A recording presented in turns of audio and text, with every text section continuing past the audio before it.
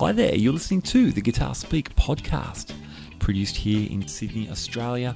My name is Matt Wakeling, and thank you so much for joining me. Now today we speak to one of my favourite guitarists, someone I'm so happy that we've got on the show, and that is Jack Jones, also known as Irwin Thomas. Now Jack first rose to national prominence as the frontman for the Australian rock band Southern Sons in the 1990s, and whilst his vocal chops were impeccable and landed him a lot of other gigs too, Jack's guitar playing is really his first love, and he's always had incredible phrasing and tone. In today's interview, we talk to Jack about his latest album, Californian Dreaming, which he shares the headlining status with Rick Price, his old friend and another great Australian vocalist. The album is an homage to the West Coast songbook and features incredible songs by the Eagles, Jackson Browne, Neil Young, and many more. And there are some stellar guitar moments on that record, so it was a lot of fun talking to Jack about those. Alright, let's just get straight to it. Here's my interview with Jack Jones.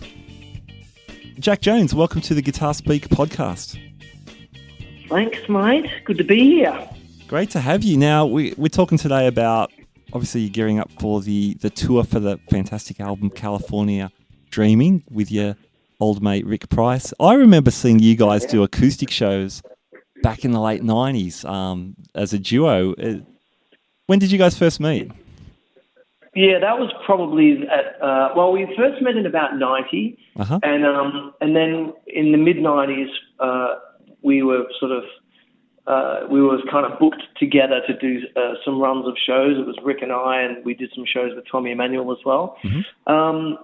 I guess, it didn't take very long before Rick and I found ourselves in the conversation, we should probably do something together at some stage. It's really fun, and we have a great sort of camaraderie and musical kind of connection.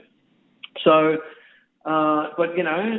life happens, and you get busy doing things, doing your own stuff. Yeah, sure.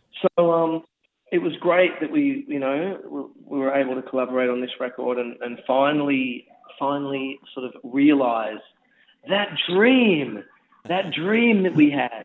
Awesome. Of making a record together, but it's true, it's funny. You don't think that 20 years can go past so quickly, but it can.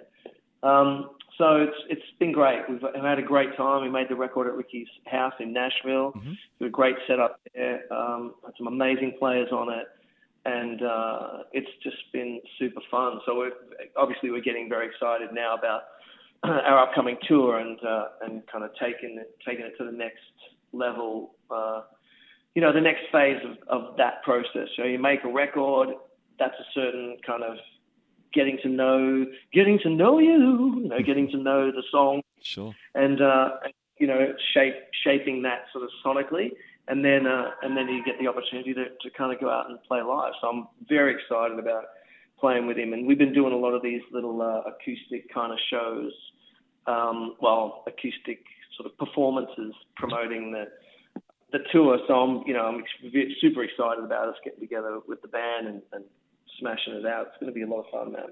That's cool. That's so great. Who else have you got playing for the tour? I'm not allowed to say yet, but okay.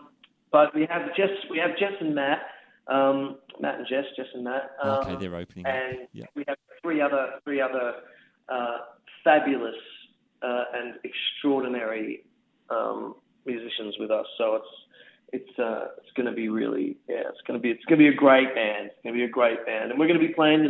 We'll play the whole record.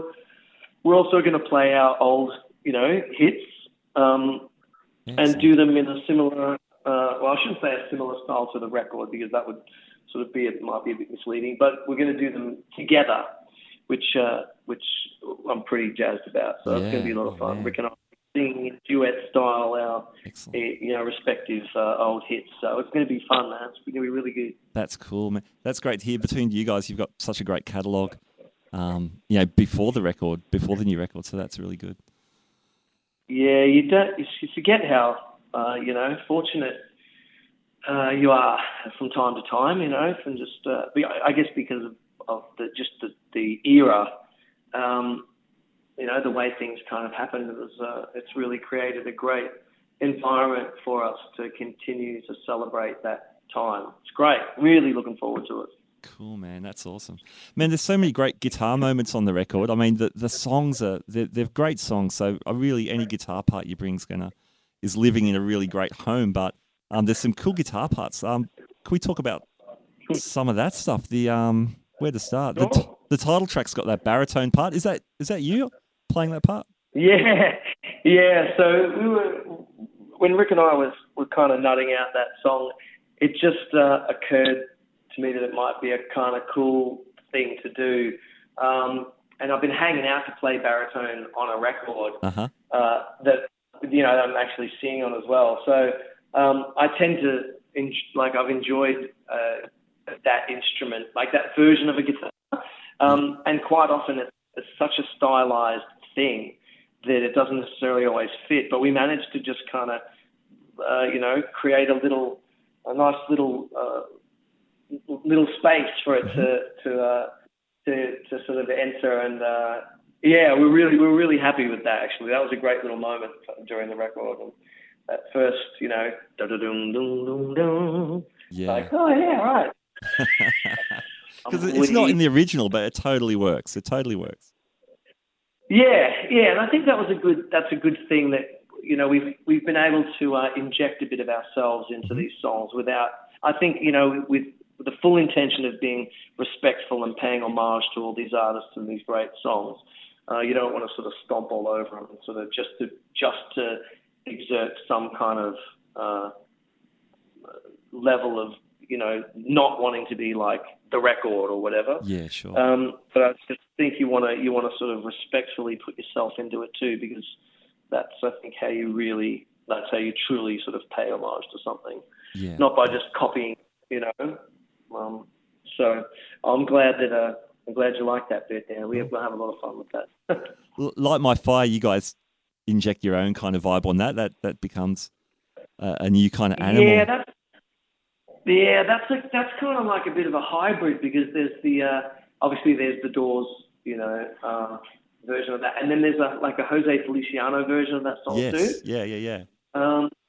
So I guess we sort of, I don't know, you're right. That song, it's funny. Well, I was saying before that there's another song on the record we may have taken the most sort of license on, but that one kind of had a bit of a going over. But yeah, that's right. Nice little bit of telly twang in that track, which was fun. Man. I love the outro solo too. It sounds like it's kind of like an Albert King freak out in some spots. Yeah, nice. There you go. That's kind of what we were going for. Yeah, wow. Just that kind of cleany sort of, sort of all organic kind of, telly Albert King kind of tone, Nice. Did you take guitars to Rick's place, or was there just a bunch of stuff there? I did. Rick's got a couple of lovely guitars, and I bought a couple of. I took a custom telly of mine with a couple of humbuckers made by a guy named Artie Shabat in LA. I also had my Charles Cillier Strat with me. Yeah, great. And what else did we have? And then we had Rick's. Rick's got a nice little telly, and Rick's got a gorgeous Epiphones, a Casino. So we had a nice little selection of guitars. I had a Ricky 12 string and the baritone, the down track, or oh god, I can't. It's just escaped me now. Oh, was that Turn? Had the 12 on there? Yeah, exactly. So the Birds exactly. thing, of course, so you need that. That was nice. I don't play a lot of 12 string these days, but that was actually really nice. It instantly has a vibe. Yeah. Just straight away. So that was a lot of fun. Yeah, cool. I'm not looking forward to tuning all these guitars when we go on the road. Yeah, that's a lot of strings, man. Already. Yeah. Rick's got a beautiful little an old Martin acoustic, and he played that on both sides now. Oh, that's beautiful. And yeah. It's such a like that. His performance on that track is just something else. Very, very special. That's a beautiful tune. That's got some beautiful sort of electric ambient kind of parts in some spots too. What's going on there? So that's the telly. That's an open D tuning. Mm-hmm. It's kind of. I know there's a lot of pedals that have this kind of, I don't know what they call it, like ice reverb or something now. Like a lot of pedals, you just hit the button and it kind of does it. Yeah. But I kind of like to make like those ambient sounds, and sometimes they take a bit more work because you're not really using like a preset. You're trying to dial things out of other things. It's got that kind of pitch shift sort of. There's that shimmer kind of thing going on. Yeah. Yeah, like that old H3000 kind of, which I was a huge fan of when those units first came out. It was like a secret weapon of all those LA studio guys. Mm-hmm. That was a big part of. You can actually see there's a great for all the guitar nerds listening to this. There's a great Pete Thorne and oh my God, I'm having a brain meltdown at the moment. Tim Pierce. Oh yeah.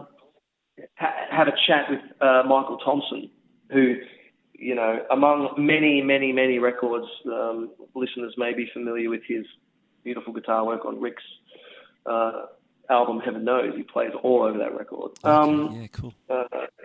But he's a studio, legend and LA cat, and he talks about that sound, that actual shimmerish sound in the H3000, and he actually pulls it up and explains to people what it is, because that was like the signature sound of his in like the 80s and the 90s. Like people got him to play on their records because of that sound. Uh-huh. And it's kind of cool to hear, him talk about it now, because at the time it was such an elusive. I mean, me as a guitar player growing up, I wanted to be like Larry Carlton, Mike Landau. That was who I wanted to be. I never really saw myself as being, a singer, front person in a band, or even a songwriter, to be honest with you, until that sort of came along. I was just obsessed with guitar and guitar sounds.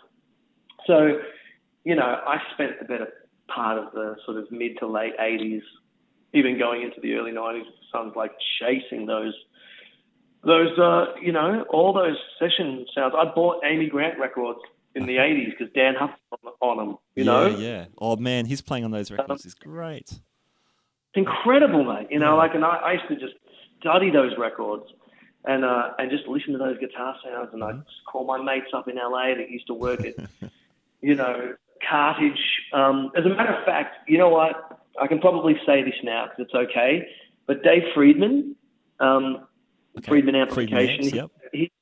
Friedman Amps, absolute sweetheart, lovely guy, like someone who I really consider a mate. He back in the day he used to work at Andy Brower like studio rentals there, and they used to do cartage for all those guys. Yeah. And I was just this 18-year-old. I met him when I was about 18, and I used to call him and say to him, mate, and then everyone was sworn to secrecy, man. No one would tell you, like, how Mike Landau's rig was wired or Steve Lukather's rig, or, because that was their business, like these Dan Huff's rig, whatever. So there was this huge, like, shroud of secrecy around how guys got these guitar sounds. And every once in a while, Dave, I'd be in a conversation with Dave, and he'd just say, hey, man, why don't you just, like, try this?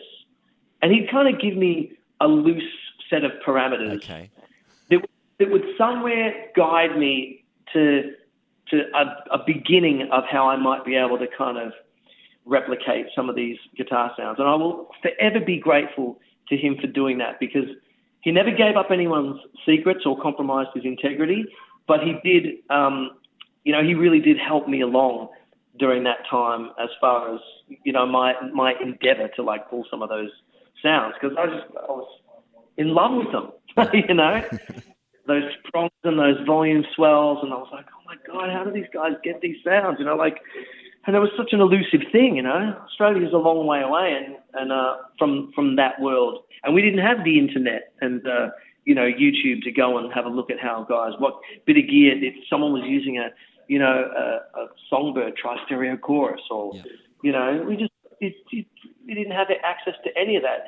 You know, you bought Guitar Player magazine, man, and if there was an article on Andy Brower and, you know, there was photos of guys with their racks, I'd be looking in their racks. Oh, my God, that's a Rain SM26. He's got two SPX 90s in his rig. Oh, my God. Wow, that's a Lexicon PCM 42. I wonder what it used that for.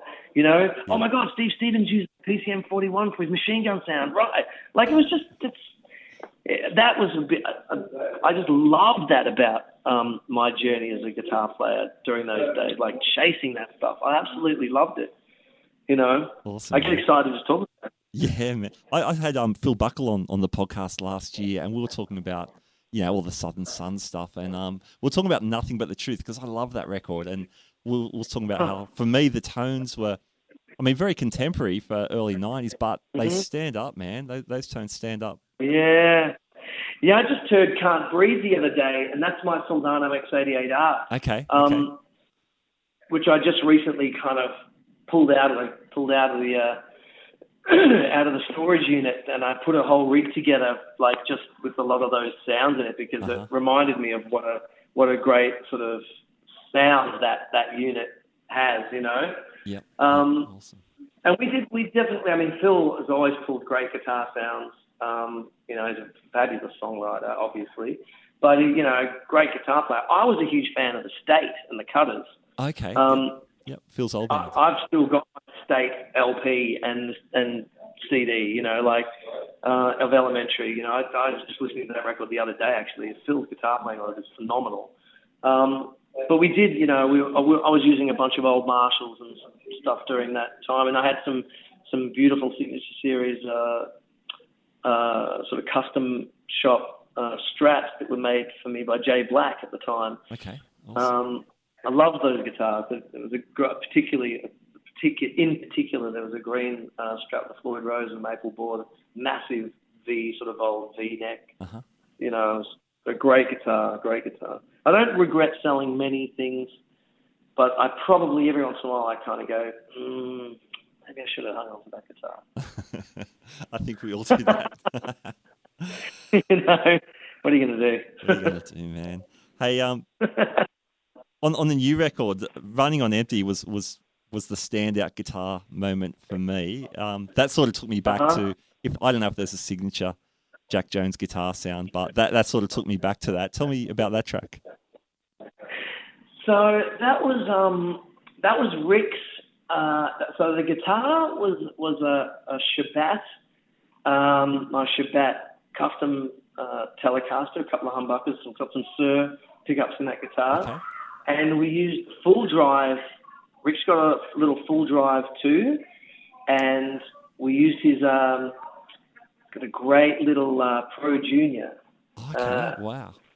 And we just mic'd that with a couple of. With a couple of, you know, a lot of the effects on that record were printed. You know, I'd be going into a reverb and Rick would be tweaking the reverb and we'd be listening to it and I have a little tweak and listen to it again. Do you think there's enough reverb on there? Yeah. Do you think there's too much? And then we just printed it. We recorded the guitars in his bathroom because it just sounds great. Had a couple of mics on it. And we had a ribbon mic and like a 57, really standard kind of configuration, you know, but it works, you know, and that's a tricky one, that song, because I don't play slide. So anyone who knows that, you know, knows me, that I don't really play slide. But I've always loved, you know, listening to, you know, cats like Brett Garsed, like playing slide guitar, makes you never want to pick up a slide. Like, it's just, I hear that guy playing, I'm like, why would I ever even do that? That would just be ridiculous. But I love the sound of it. And I do like to mimic it at times, you know. What knocked me out about that solo that you played on that, you're obviously copying a lot of, I think David Lindley might have played the slide solo on Jackson That's Brown's. correct. And it's such an iconic sound, but you're nailing some of the moves, but you're obviously playing, you're fretting, you're not playing a slide, so you're putting some other stuff as well. Mm-hmm. Man, how'd you do that? How'd you nail that? How'd you get inside his head Well, I think it's sort of like we took a very similar approach with all the instruments on this record as I think Rick and I did with the vocals, and that was, interpret, but be respectful to the memorable or key elements and real things that make the songs what they are. So with that solo, it was like, we got to Dave Lindley's solo on that is just insane. Mm-hmm. And I can't play lap steel or pedal steel or slide, so it was a matter of just quoting his things, but also, like you say, sort of getting in his head a bit. Those signature licks of his, in that are so good that they make you want to play them. Mm-hmm. Like when you think of maybe making a move somewhere else, you kind of just go, I'm just going to do that because it's just great. And then at the end, I get to kind of, respectfully,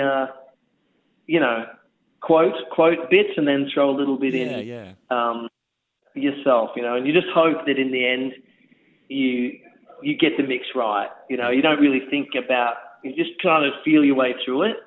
And I think as a guitar player, like when you grow up learning guitar, it's a big part of, or any instrument for that matter, is transcription. You break things down that other people do, and then you kind of work out how they did it, and then you try and take a bit of that, and then you regurgitate it and spit it out. My old guitar teacher used to say to me to borrow from one person is to plagiarize, but to borrow from many is to be resourceful. Mm-hmm. So, I'm constantly stealing or borrowing or whatever you want to call it, little pieces of information from other guitar players' repertoires that I love and admire. And I hope that when they come out, people can hear the influence of it, but not think that I'm just trying to be someone else, Yeah, sure, absolutely. Well, I guess that line you're saying, you're interpreting with respect, I think that solo sums it up, man, for me. Yeah, that's awesome, man. I'm glad you like it. I'm looking forward to us playing live and having the opportunity to really start, we can really, we're going to have some extended moments in the set, I'm sure, where we get to jam and have a bit of fun, That's cool. Yeah, that fade out could have gone for another 15 minutes for me, for sure. Yeah, there's probably a version of it that does. Oh, yeah? Excuse me, Matt. Yes. 2-minute reminder. Thank you. Okay, that's great. Excellent. But hey, thanks for just making the time to do this, mate. I know we've been trying to get together and make this happen. Yeah. I listened to the Phil link, and cool, man. It was so great to hear him talk about playing guitar, and reminded me of what a magnificent guitar player that guy is. Beautiful guitar player. All right, there you go. There's my conversation with Jack Jones. I really enjoyed that. That was really cool. At the end there, he's talking about the interview I had with Phil Buckle. Now, you may know Phil Buckle was the main songwriter and Jack's co-guitarist in Southern Sons during the 90s. So that was the interview we were referring to. If you haven't heard that, that's also got some great stories about Jack's playing and Phil's career as well. Definitely worth checking out.